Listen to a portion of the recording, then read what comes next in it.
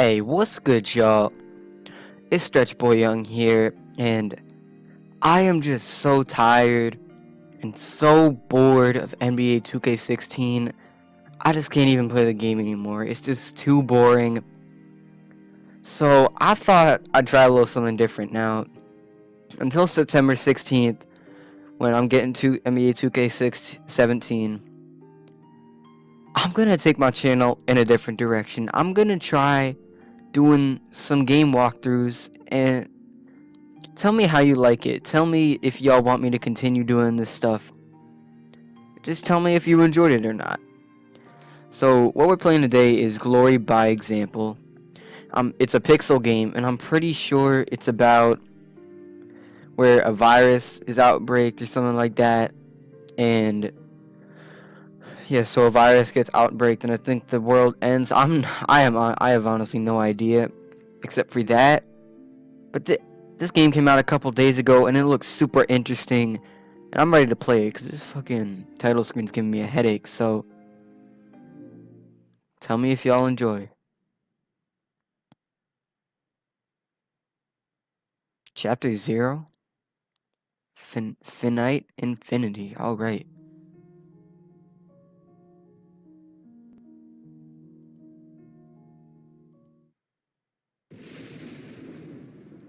I can't get this off you. I just want you to know that. It's fine, dear. Leave it. I don't have long here anyway. What the fuck? Don't talk like that. No, my dear. Everything happens for a reason. Leave it, and sit beside me for a while if you have the time. Of course I have time to sit next to you. A half-crushed, wheezing, dying old lady. There were so few elders on X already. And to think that all would have changed given one generation. But the affliction outbreak destroyed any hope of that scenario ever playing out. Do you have a name, dear? I'm Kale Elzer. What's your name? I'm Leon Swanford. What kind of name is that? It's nice to meet you, Kale. Wait, isn't his name Kale or Kyle? I don't fucking know. Leon tried her best to smile as she said these words, but even that small effort seemed to cause her excruciating pain. That's a beautiful name. Oh, look at his face. He's so sad. Back in my younger days, they used to say that I had a face as pretty as my name. Your name really isn't that pretty, bro. You must be ugly as fuck. You don't look the worse for wear. What? And I mean it. You've kept yourself up rather well. You're too flattering, Kale.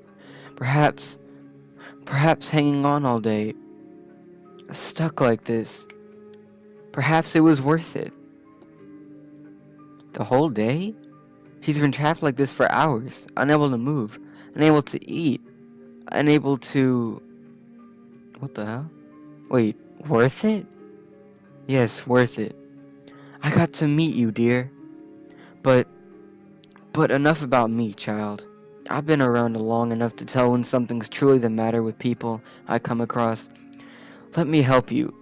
It's the least I can do here. She saw right through me so easily. I've lost someone very important to me. So wait, is this his grandma or just some lady that he found on the street and is taking care of? Actually, yeah, they don't have the same last name. I mean, yeah, I don't know.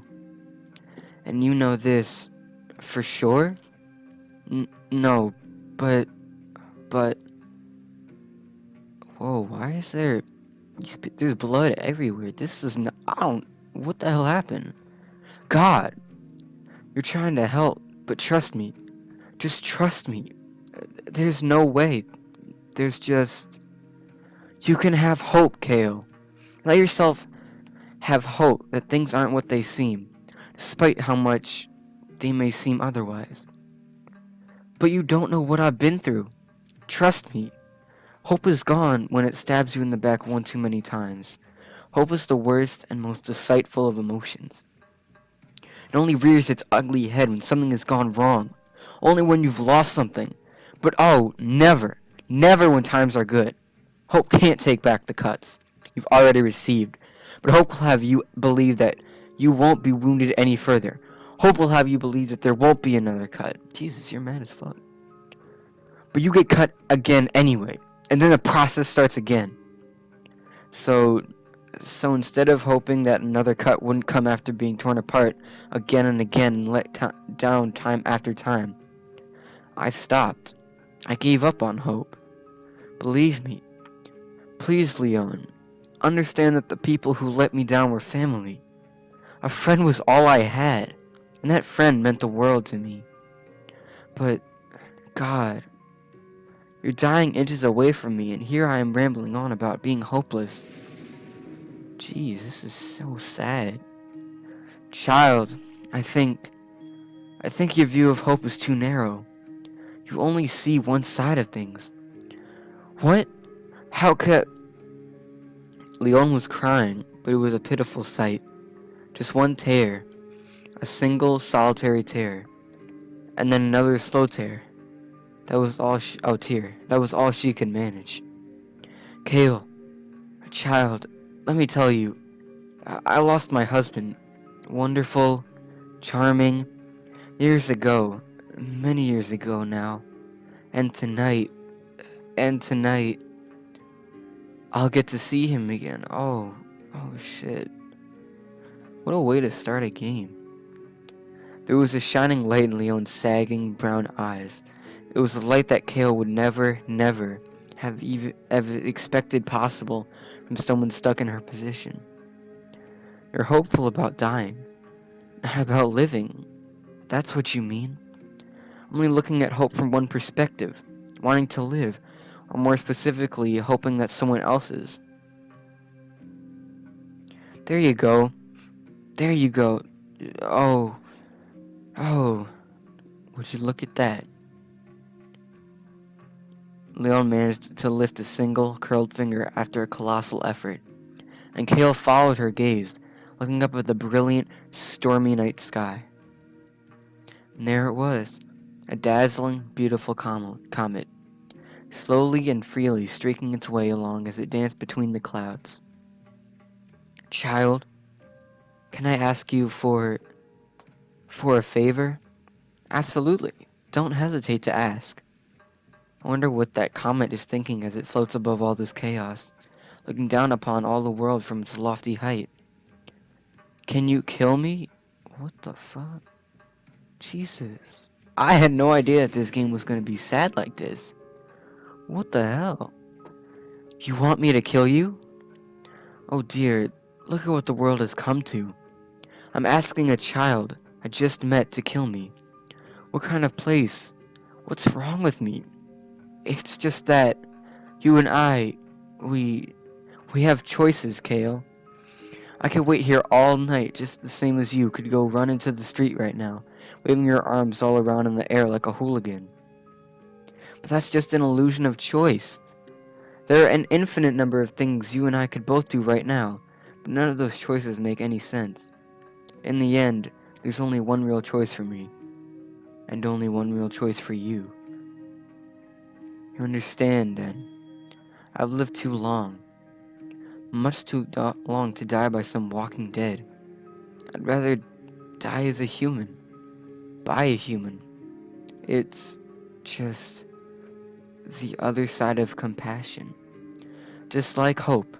If you look at murder in a new light, then are you doing the right thing? Is that compassion? Is murder a kindness if that's what the other person wants of you? Leon tried to move her head to answer these questions, but the effort was too much for her, and her head remained still. I'll help you. I'll just have to figure out how to go about doing that. I suppose I can just cover up. Kale quickly pulled her hands away from Leon's face, when the old lady gave her a pained look of disapproval. Move closer. Want clouds. Comment. You. Final. Pretty. So this is what the world has come to. Leon wants to see the face of her killer when she dies. And behind me will be a stunning backdrop of clouds, twinkling stars, and a streaming comet. How picturesque. Good luck, Leon. I'll make this quick. Luck, Kale. Whoa, what the fuck? How the hell do you start a game like this? Jeez. Leon's eyes were sparkling, curious and wide as she gazed out at the night sky, eagerly wondering what would be waiting for her on the other side. The dead only took one blow. Oh, deed. Death's grip was strong on Leon already, and too soon Kale found herself pulling back, exposing Leon's face once more. The old woman was smiling. Leon had died happy under the most miserable and undeserving of circumstances, and that was something for her to be proud of. So Kale made sure to slowly close the elderly woman's eyelids before standing, taking a hard, deep breath. I'd say I learned something from all this, and the night is only just beginning. I still have plenty of ground to cover until I make it to the central plaza, and that is of course assuming I even make it there alive. Okay, where are we going? But Kale also realized something else as she gave Leon one final glance. Killing her hadn't been nearly as difficult as I thought it'd be. But then again, I do have to keep in mind that this isn't the first time I've taken someone's life. Oh. Oh, okay. What the hell is going on? You can't just open the game like that. That was so sad. I might go off and cry now. I might just stop the walkthrough and go cry. Oh my god. Jesus Christ. Chapter 1. Risk of Rain. I knew this game was going to be kind of sad, and I knew that there was going to be a lot of story, but I cannot believe that it was that sad in just first couple of minutes. Now we have a girl, another girl, okay. I knew I should have grabbed an umbrella. It's going to start raining any second now. Okay, where are we going? This way? And there it is. Well, it's not like we don't need the water for it. Rainfall is to be expected shortly, yep. And the automated speaker system, late and useless as always. Oh well, a little rain never hurt anyone. But if Carney wants to be helpful, he can start by fixing that garbage. Going home now? Nathan Carney, a prior powerhouse multi-billionaire, in normal times well-missed, a slick, charismatic, and handsome businessman. The founder of X, and the voice which echoed across the speakers, was the accepted de facto head of the island. Held in high regard by practically the entire populace, and even seen by many as a visionary. Carney used his amassed fortune to build X and save the human race before the virus, soon to follow world flood, could claim it fully. Yup, I knew it was a virus. Now there were many reasons why Eleanor herself didn't quite share the popular enthusiasm for the man. But that was both besides the point, and water long lost under the bridge. What truly mattered the most about Nathan Carney was that he was the man who had made possible a city on the sea level which possessed everything humanity needed to survive. So are we ever gonna go back? What the fuck? Whoops. In addition, the island was sustainably powered by row after row of floating wind turbines, built out at its sea nearby, all of which connected by undersea wire to a large transformer located within the lighthouse. And there's everyone's favorite bridge. The bridge known as the carriage was the final piece of X, simple yet beautiful in design, and a necessity for traversing the island's districts. The carriage's strong metallic floor was covered by an arch of near unbreakable, clear glass, giving everyone inside an unrivaled view of their home, and it circled the island with the exception of the estate, possessing an entry and exit ramp at the center of each of the three divisions it crossed. Why does it look like everyone is panicking in there? It can't be that the storm is bothering them. Water is the only thing X can withstand if nothing else. What the hell? Who the fuck are you? Why do you have white hair? Ew. Who has white hair when they're like a teenager? Oh shit. I'm never gonna attempt that again, don't worry.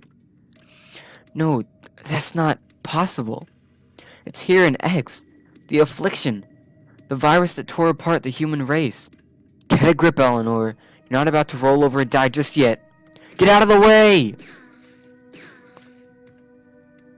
Good. It's still alive. Hey, you. We have to get out of here. Come with me.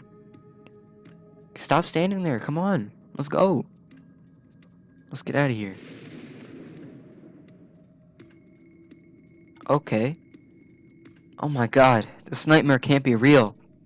The affliction struck at the most opportune time, when the majority of residential's occupants were returning home in the evening. There would be no hope for those stuck in the middle of the structure, trapped with the undead in an inescapable glass coffin. Stop dotting. But if this really is happening, then I need to get my head in the game and kick it into gear. As terrible as this is, presents us with an opportunity. With so many dead, their homes will be empty, making for an ideal spot to hide out in. Hang on and stay close. We have to take a risk and head back into the alleys if we want a chance to live. We're done for if we stay out in the open like this and get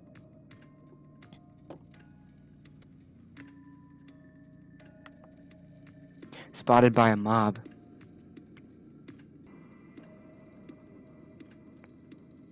Sorry guys, I had a level 2? Is this? Oh yeah, it's an RPG game, I forgot. Alright, let's resume this. Sorry guys, I had to do some shit.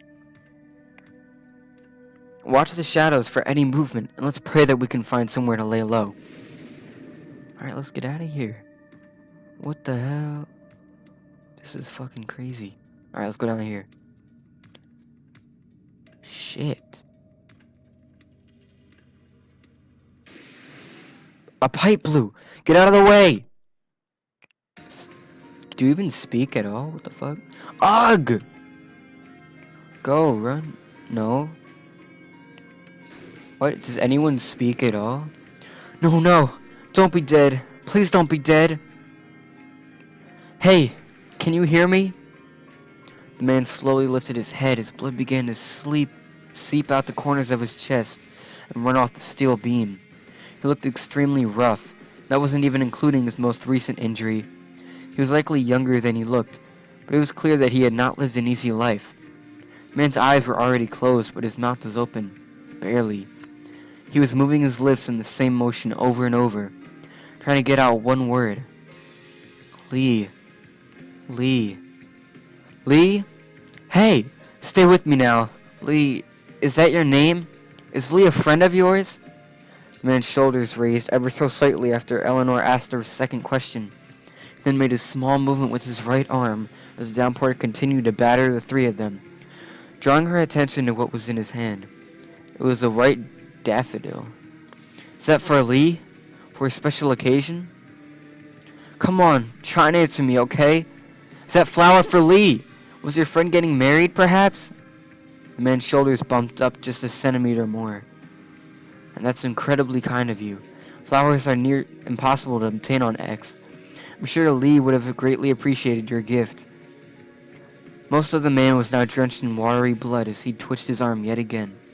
Do you want me to hold on to that? Is that what you want? And he doesn't speak. Don't die on me just yet. The daffodil. Do you want me to hold on to it for Lee? Man inched his head up and then back down. So Eleanor reached for the man's hand in possession of the flower. When her palm connected with his, the man weakly locked his fingers around her own. That right there. Why did this man throw his life away for me? I just can't agree with this man's actions. He obviously had at least one friend, and a good one at that, considering for how much trouble it must have been to obtain a flower. Why? Crazy times can make people do crazy things, but even still I can't wrap my head around it. Just, why? Maybe the man simply wanted an out from the terror that had fallen upon the island.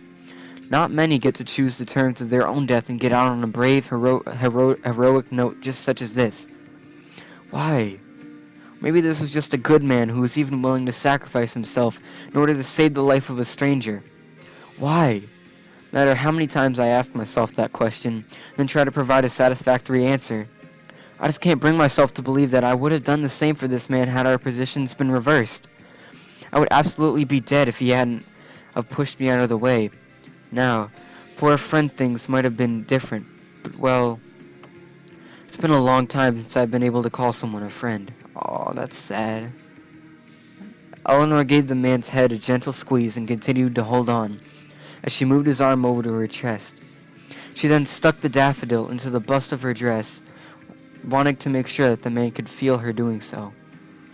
I'll hold on to this flower, and God willing, I swear to you that if I ever find Lee, this flower will be placed in your friend's hands. It's the least I can do to make this up to you, alright? Man managed to raise a smile for just a fraction of a second, using all his remaining strength to grip Eleanor's hand tighter. Thank you. The man's wet hand went limp and slipped from her grasp. Eleanor sighed as she gazed at the dead man, his head now bowed and his entire lower body soaked in dripping blood as he hung suspended off the ground. Nailed to the building as if it were a cross. Why? Come on, we still need to move. Now more than ever, unless we want to end up like this man regarding of his sacrifice. That house will do for tonight. I'm not about to push our luck any further. Alright, let's get in the fucking house. Of course it's locked, and I'm not about to waste any ammo opening this. Stand back. Easy. Let's get inside. She just kicked the door open? Damn. Wait, she said ammo. So that means she has a gun. Okay. Alright, it's locked. This is all such a mess. Why the hell does she have ammo? Like, is she going to shoot those things? The teenager gave Eleanor a quick hug. That was all she could manage before her eyes began to water. Do you ever speak, bro? Hugs. It's been a while, hasn't it? I think we could both use a minute. That would be for the best. Even after all this time. And all it took was a simple hug to bring the memories flooding back. Oh shit. Bro, are you trying to...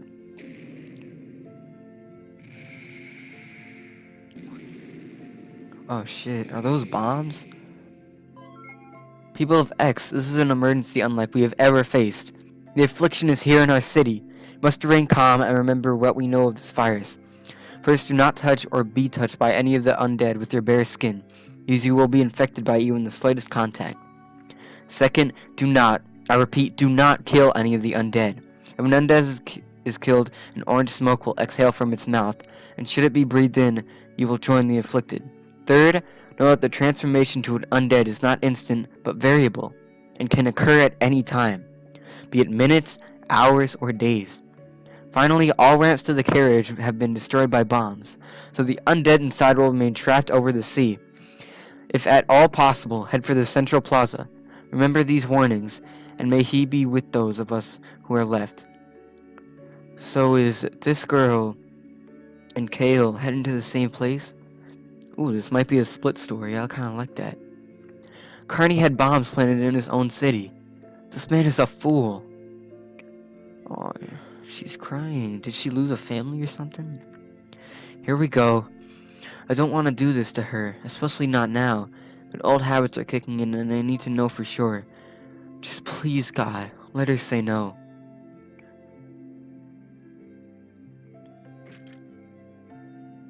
Before you ran into me, did any undead die around you? Did any touch you? Oh shit. The girl was clearly startled by the implications of the question based on how quickly she looked up and briskly shook her head. Her innocent eyes wide and full of sparkling tears, which were freely rolling off her cheeks along with the water left over from the storm. I doubt she'd lie to me given her state. Poor girl. Hey, it's alright. I'm sorry about that, but I had to know. And honestly, you should be asking me the same question. The teen, likely realizing the sense in doing so, looked into Eleanor's eyes questioningly. Don't worry, I'm clean too. And I'm Eleanor Valencia. See, that's actually a good-ass name. By the way, although I suppose it would have been nice to meet you under better circumstances. Oh, she's smiling now. You don't talk much, do you? The girl held her gaze with Eleanor as she gave her a sad smile. She then silently mouthed two words. I can't. Are we gonna have a third story? Damn, these chapters are fucking short as hell. Whew. Well, that wasn't as sad as the first story, first chapter.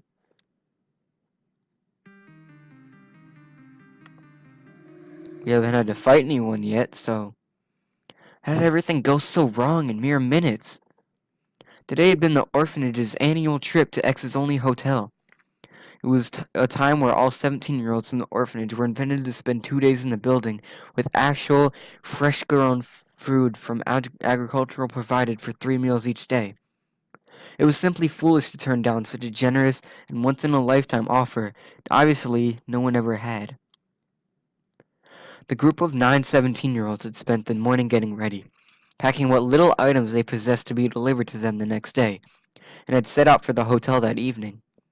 The walk wasn't terribly far, but they had been given an armed escort, one man with a pistol just in case. In truth, the escort was much more a formality than a necessity, as no one in their right mind would rob a few kids from the orphanage. The pickings weren't exactly great on X, not by a long shot, but they were at least bigger fish to try for. As a result, 3/4 of the walk to the hotel had been no surprise to anyone. It had been calm, uninterrupted, and just normal. But what none of teens, or anyone on X for that matter, had been expecting was the final fourth of the way. So are we gonna ever know, like, if what country they're in, or is X just like a different planet? Okay. They might be calling it X to mean like Planet X, which is some unknown ass place. Oh shit. What the fuck?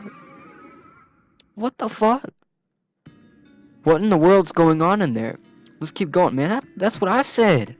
What the hell? Freaking screaming. No, no! One touched me! Help me! There's been something.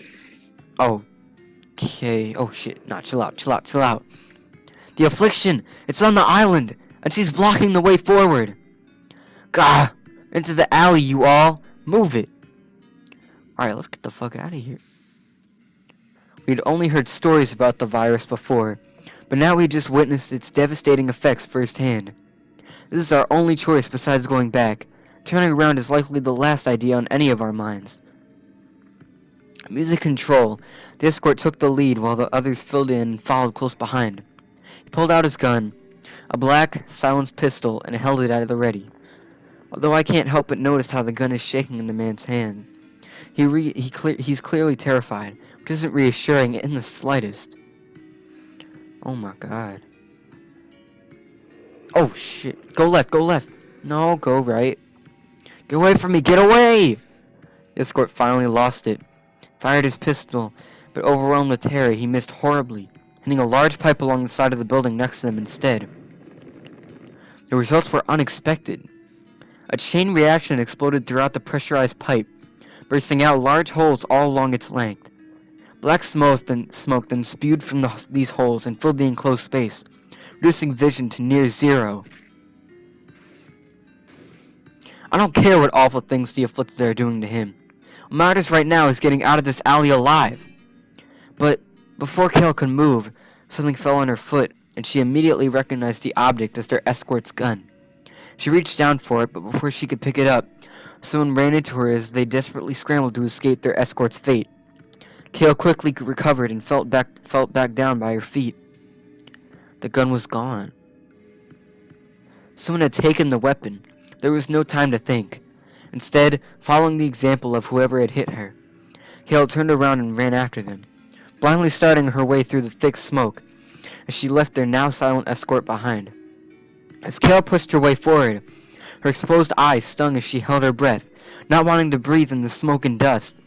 Also, running empty and clueless left her stumbling in a straight line without any sense to guide her. I might just run into any afflicted at any moment now. Then it will all be over. Shit. Thank God I made it. And there are the others. Looks like they all got through in one piece. We have to try and make it to the hotel. It's just around the corner. This is the only shot we're gonna get. Wait! Wouldn't that mean we have to make it down the street where all the, zombies are? Yes, it does. But we are going to die if we stay here, and we might die if we attempt to reach the hotel. So Drake's plan is the obvious choice. Couldn't have said that better myself. I'm in. Then I'm in by default. We might as well give it a shot. Alright, let's do this! Everyone, be safe! I'm sorry about the voices, I really am. I'm so sorry.